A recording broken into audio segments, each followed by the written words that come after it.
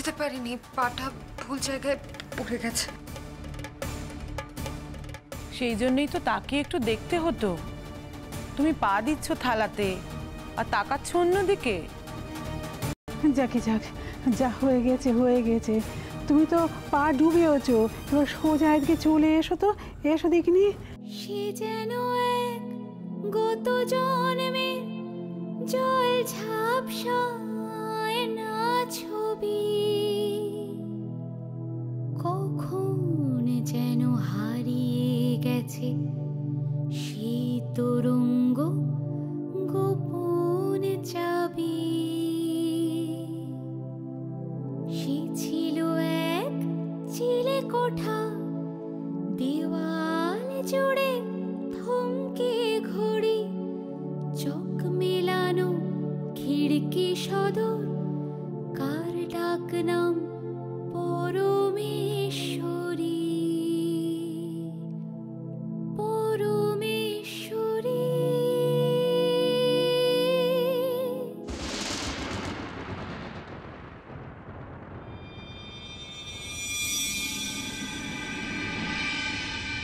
জুজুকে রেখে গেলাম, কিন্তু সময়টা পেরিয়ে গেছে।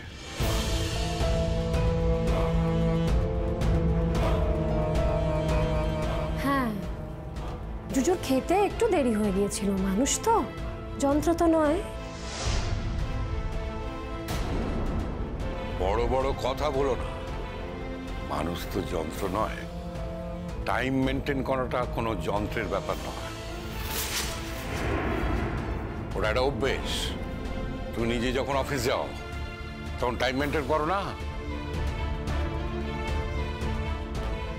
আমি যখন চাকরিতে যাই আমি বসের কাছে যাই, এখানে তো আমি কোনো বসের কাছে আসিনি, তাই সময়টা আমার নিজের মতো করে ফ্লেক্সিবল করে নিয়েছি। আচ্ছা আসি। এই অরুণা, দাও দাও দাও, ঘরে যাবে না?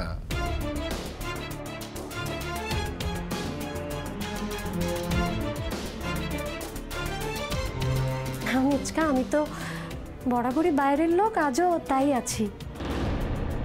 তবে যাকে আপনারা ঘরের লোক করে এনেছেন তাকে কিন্তু ঘরের মর্যাদাটুকু দেবেন।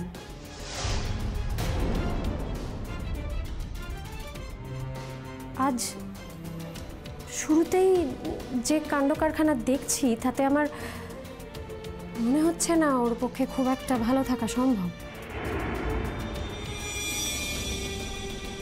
আচ্ছা আচ্ছা ঠিক আছে, তোমার তো বক্তৃতা দিতে হবে না, তোমার কাজ হয়ে গেছে, এবার এসো।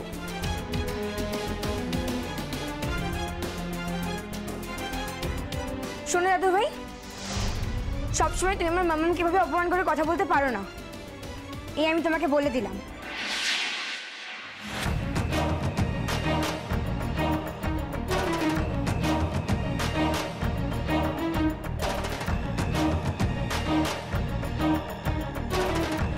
জুজু, ঘরে চলো। কি হচ্ছে কি এসব? পাপা, তুমি তখন নতুন বউ নিয়ে এসেছো, তুমি বরং তোমার নতুন বউয়ের দিকে মন দাও, আমার দিকে মন না দিলেও চলবে।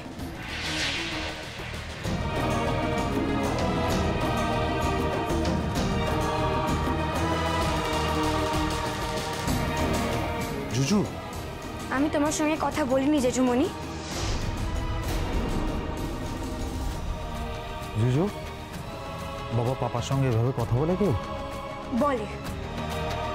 তোমার পাপাও যদি তোমার চোখের সামনে তোমার একজন মামাম থাকতে আর একজন মামামকে নিয়ে আসতো, তুমিও বলতে।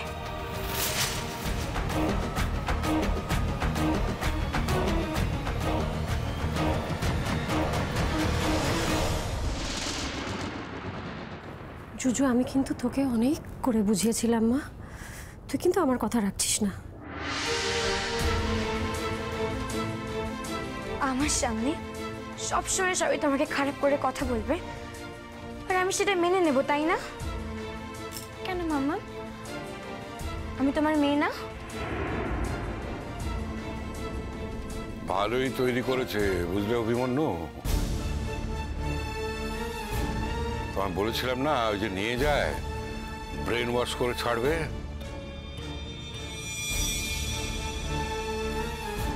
অভিমন্যু, তুমি আমাকে বলেছিলে জুজুকে এই বাড়িতে দিয়ে যেতে, তাই আমি এসেছি।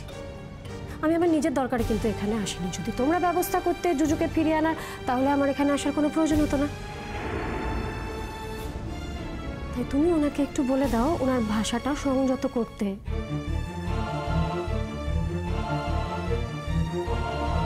সারাটা জীবন তোমার বাবা বলে আমি সম্মান করে যাব, উনি অসভ্যতা করলেও আমি কোনো উত্তর দেব না, এমনটা তো নাও হতে পারে, তাই না? তুমি একটু ওকে সেটা মনে রাখতে বলো।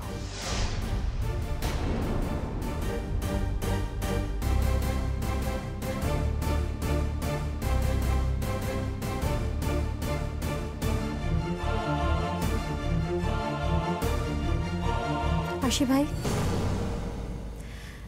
কংগ্রাচুলেশনস পরমেশ্বরী। আশা করছি যে লড়াইটাতে আমি হেরে গেছি তুমি ডেফিনেটলি উইন ওভার করবে।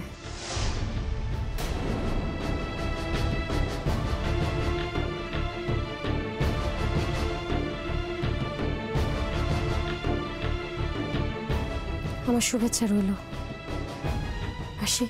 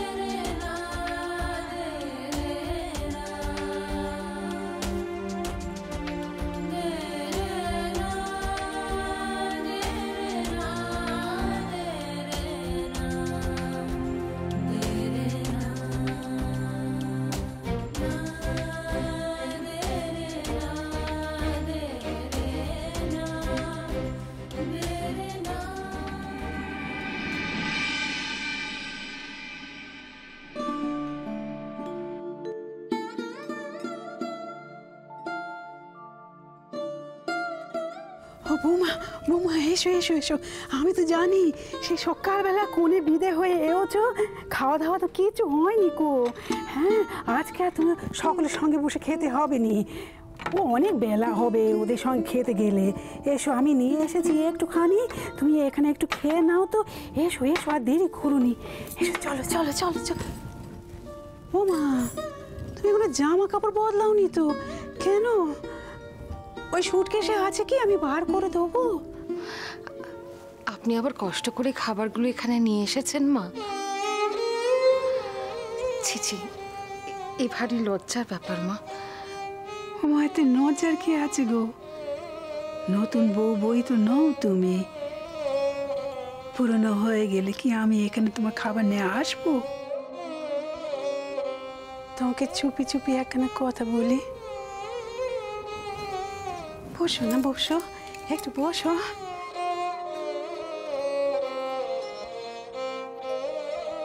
আমার না এ বাড়িতে কোনো কথা বলার উপায় নেই কো।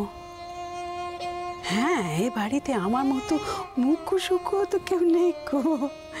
তাই যখনই কথা বলি ভুল ভাল কথা বলতে থাকি আর বকুনি খাই। কি স্বামীর থেকে, কি ছেলেদের থেকে। ইদানিং তো বৌমারা আমাকে কথা শোনাতে ছাড়েনি।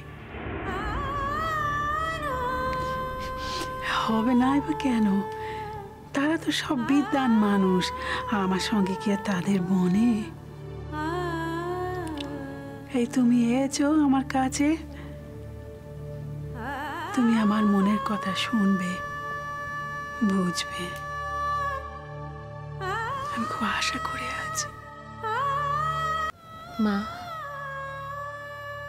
আমারও এদের মতো বিদ্যে বুদ্ধি নেই, খুব সাধারণ মেয়ে আমি।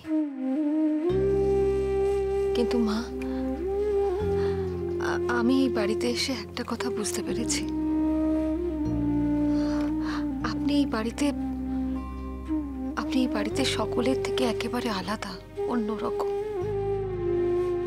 অসাধারণ আপনি। মা, না হলে এই কথাগুলো ক্ষমার সুরে আপনি এইভাবে বলতে পারতেন। কি বললে? আমি অসাধারণ? তুমি আর ও কথা বলোনি বাচ্চা, হ্যাঁ? আর নজ্জা দিওনি তুমি। চিরকালে শুনে এসেছি একটা সাধারণ মেয়ের সাথে বিয়ে করে পড়ছি,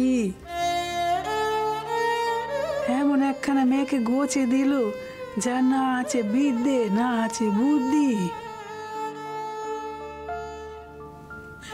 তুমি বলছো আমি অসাধারণ? বলনি, এই কথা মোটে বলিনি, আর বাইরের লোকের কাছে একদম বলিনি। আমার একটাই শান্তি যে তোমার সঙ্গে আমি দুটো মনের কথা কইতে পারবো। জানো তো, এই বউরা যখন কিছু বলতে পারছে না, আমি সেখানে আছি, আমার সামনে কোনো কথা বলতে পারছে না, তখন কি করে জানো? ইঞ্জিরিতে কথা কই। আমি জানতে পারিনি যে আমাকে তার কথা কানা শোনাতে চাইছে না, তাই ইঞ্জিরিতে কথা কইছে। আমিও বুঝতে পারি, আমিও চুপি চুপি সেখান থেকে সরে পড়ি। নিজের সম্মান নিজের কাছে, বলে দেখিনি, তাই না? যাকে ছেলেটা জীবন তো অন্ধ হয়ে রইলুম, আর অন্ধ হয়ে জীবনটা কেটে গেল, আর কি। তাই তো বলি, জানো তো, আমি না ওই ছোটবেলায় ওই একটা রবি ঠাকুরের একটা কবিতা পড়তুম, খুব পড়তুম, ওই যে সাধারণ মেয়ের কথা। ওই কবিতার কথাগুলো আমার জীবনের সঙ্গে এত মিল যে কি বলবো। তাই তো বলি ঠাকুরকে, শোনো, এ জন্মে তো কিচ্ছু হলেনি কো মোটে, দেখো সামনে জন্মে আমাকে একটু লেখাপড়া শিখো, হ্যাঁ, এমন বিদ্যে সাধ্যি দেও যে বাড়িতে আমি যাই, আমার বিদ্যের জোরে, আমার বুদ্ধির জোরে আমি যেন সকলকে বসে আনতে পারি। কেউ কেউ পৃথিবীতে এমনই থাকুক না মা, আপনার মতো সহজ সরল। বিদ্যে কি শুধু লেখাপড়া দিয়ে হয় মা? বিদ্যে বুদ্ধি হিসেবের লেখাপড়ার বাইরে শুরু হয়।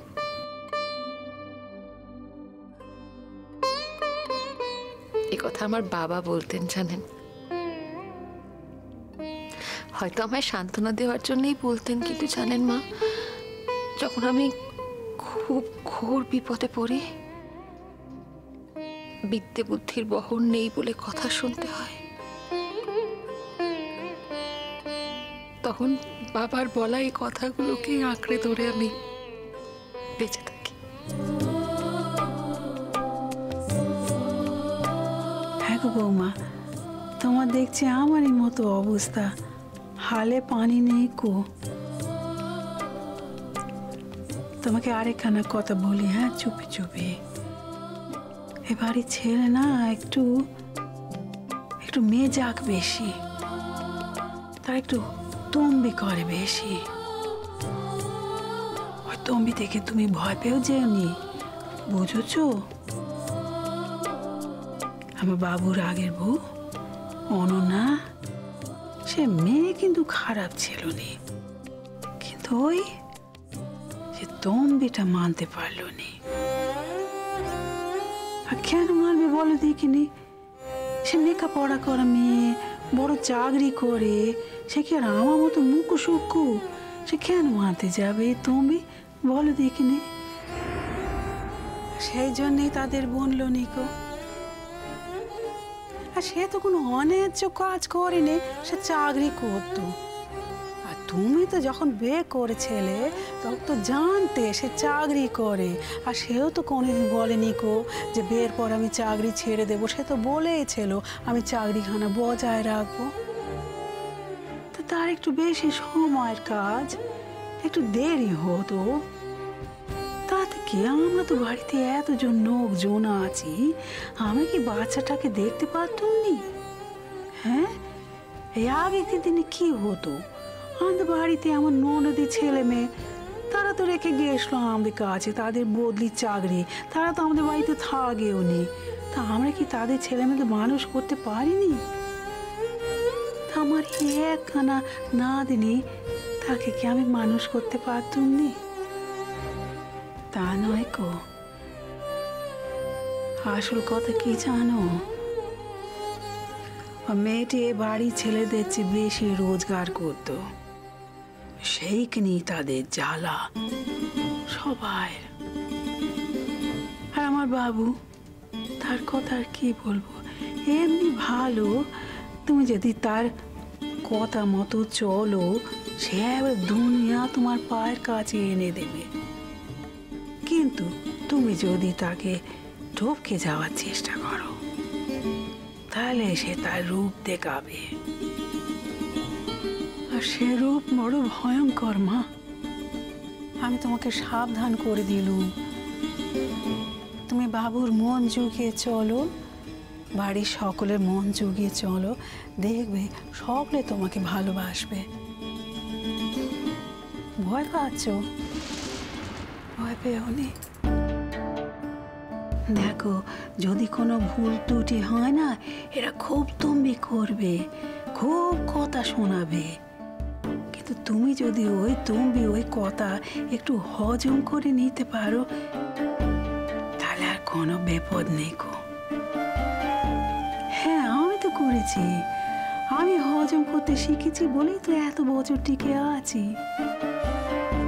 আর না টিকে এবার যাবো কোথায়? আমার বাপের তো পয়সার জোর ছিল নি, আর ভাইদের কাছে তো যেতে পারতুম নি। আর যদি রাখতো তা তো দাসী করে রাখতো। তার চেয়ে সংসারে দাসী হয়ে থাকি, তাই না? ভাইয়ের সংসারে দাসী হয়ে থাকা চাইতে এটি বেশি সম্মানের নয়? বলো, আমি ঠিক কথা বললাম না? কই ওমা, জেঠিমণি তুমি এখানে? ওদিকে তো মা বাবা চিৎকার চেঁচামেচি করে গলা ফাটাচ্ছেন। কেন? তার আবার কি হলো? তার যা যা প্রয়োজন সব তো মিটিয়ে গুছিয়ে আমি রেখে দিয়েছি। এ কি জেঠিমণি, তুমি নতুন বউয়ের খাবার এখানে নিয়ে এলে কেন? আমরা তো ওকে চেঞ্জ করাবো বলে এখানে নিয়ে এলাম, তারপর তো নিচে নিয়ে যেতাম। না না, ঠিক আছে, আমি এখন খাচ্ছি না, আমার খিদে পাইনি।